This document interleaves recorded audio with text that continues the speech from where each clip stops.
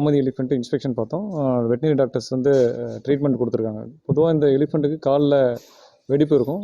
ஒவ்வொரு வருடம் வந்து இந்த வெடிப்புகளை க்ளீன் பண்ணி அதுக்கு மருந்து இல்லை வேறு ஏதாவது இன்ஃபெக்ஷன் தான் நம்ம ட்ரீட்மெண்ட் கொடுப்போம். இந்த கோமதியை பொறுத்தளவுக்கு காலில் வெடிப்பு வந்து இன்றைக்கி ட்ரீட்மெண்ட் கொடுத்துட்டோம்.